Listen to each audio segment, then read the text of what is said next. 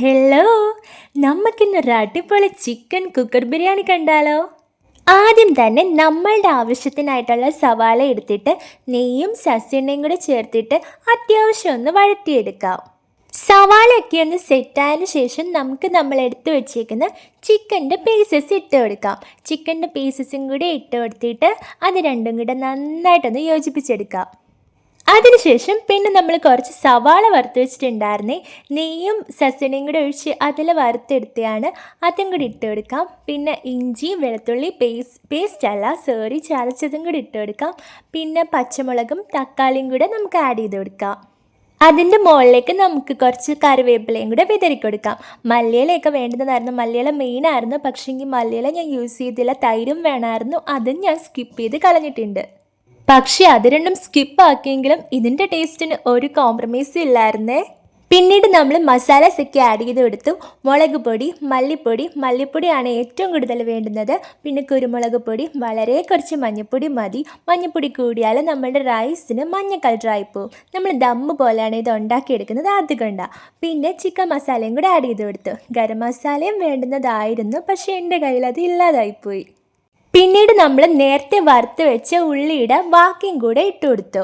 അതിനുശേഷം നമ്മൾ കഴുകി വെച്ച റൈസ് അതിന് മുകളിലേക്ക് ഇട്ടിട്ട് ഒന്ന് ജസ്റ്റ് ഒതുക്കി കൊടുക്കുകയാണ് ചെയ്യുന്നത്. നമ്മൾ ചിക്കനും റൈസും കൂടെ ഒരുമിച്ച് മിക്സ് ചെയ്തെടുക്കുന്നില്ല, കാരണം ഒരു ദമ്മിൻ്റെ ഇതാണ് നമുക്ക് വേണ്ടുന്നത്.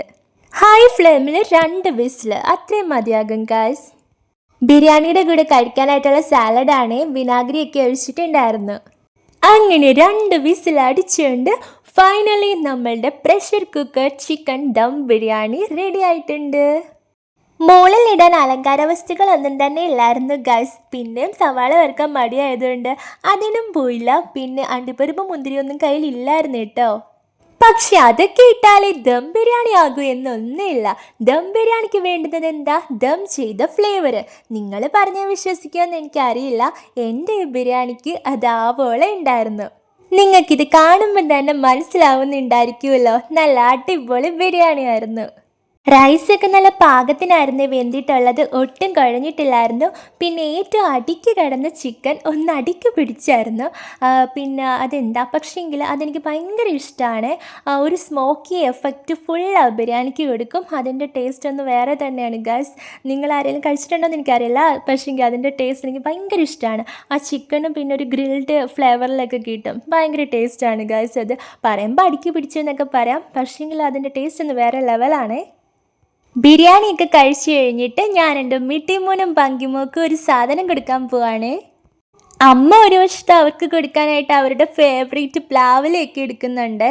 ഇതെൻ്റെ മിട്ടമ്മോൻ്റെ ഫേവറേറ്റ് സാധനമാണ്. പങ്കിമോക്ക് ഇഷ്ടമാണ്, എങ്കിലും പങ്കിമോക്ക് കുറച്ചും കൂടെ കൂടുതൽ ഇഷ്ടം പൂച്ചെടിയോടാണ്. മിട്ടമ്മോനാണ് ഈ പ്ലാവില കൂടുതലായിട്ട് ഇഷ്ടം. വേണ്ട, ഇതാണ് സാധനം. കപ്പലണ്ടി ഒന്ന് ചതച്ചിട്ട് അതിനകത്ത് കുറച്ച് വെള്ളം കൂടി ഇട്ടിട്ട് ഒരു ഉണ്ടയാക്കി എടുത്തിട്ടുള്ളതാണ്. മിട്ടമോന് ഇത് ഭയങ്കര ഇഷ്ടമുള്ള സാധനം എന്ന് വെച്ചാൽ ഭയങ്കര ഇഷ്ടമുള്ള സാധനമായിരുന്നു. പക്ഷെ എങ്കിൽ എന്തോ ഞാനിപ്പോൾ കൊടുത്തപ്പോൾ മാത്രം കഴിച്ചില്ല ഗൈസ്. പ്ലാവില കണ്ടുകൊണ്ടായിരിക്കാം, അതായിരിക്കാൻ ചാൻസ്. ഞാൻ പിന്നെ ബുദ്ധിപരമായിട്ടൊരു പ്ലാവില എടുത്ത് അതിനകത്ത് ഇത് ഒട്ടിച്ച് വെച്ചങ്ങ് കൊടുത്തു ഗൈസ്. അന്നേരം വേണ്ട നോക്കട, അവൾ അത് മാത്രമായിട്ട് കഴിച്ചു. അന്നേരം അവൾക്ക് ഈ പ്ലാവില ഒന്നും വേണ്ട. ഏതായാലും ഞാൻ കൊണ്ടുവന്ന സാധനം അവളെ ഞാൻ കഴിപ്പിച്ചേ. എനിക്കറിയാലോ എൻ്റെ കൊച്ചിനെ എങ്ങനെ കഴിപ്പിക്കേണ്ട എന്നൊക്കെ. അനീമിയ പിടിച്ചു കിടന്ന കൊച്ചിനെ ഇത്രയും വളർത്തിയെടുത്തതേ ഞാനല്ലേ ഗൈസ്. എൻ്റെ മിട്ടമ്മോന് പ്ലാവില കഴിക്കുന്നതിനെക്കാട്ടിലും ഇഷ്ടമുള്ളൊരു സംഭവമുണ്ട്. അതിൻ്റെ കമ്പ് ഇങ്ങനെ അവസാനം എല്ലാം നല്ല രസമാണ്. മിട്ടനും പങ്ങി കഴിക്കുന്നതാണ്. പ്ലാവിലയൊക്കെ ഫുള്ള് കഴിച്ചിട്ട് അതിൻ്റെ കമ്പ് ഇങ്ങനെ കടിച്ച് പറിച്ച് എൻ്റെ മിട്ടമ്മോനാണ് അത് കൂടുതലും ഇഷ്ടം. പങ്കിക്ക് ഒട്ടും കുറവൊന്നുമല്ല കേട്ടോ. പണ്ട് മിട്ടമ്മോനാണ് കുരുത്തക്കേടെങ്കിൽ ഇപ്പം അതിച്ചിരി കൂടെ നിൽക്കുന്നത് പങ്കിക്കാണ്. ഇവൾ ഇത്തിരി ഈയിടെയായിട്ട് അഹങ്കാരിയായിട്ട് വരികയാണ്.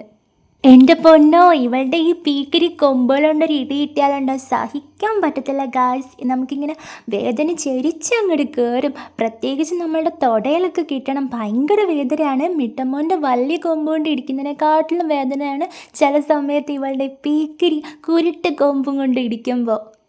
അപ്പോൾ അടുത്ത വീഡിയോയിൽ കാണാമേ, ബൈ.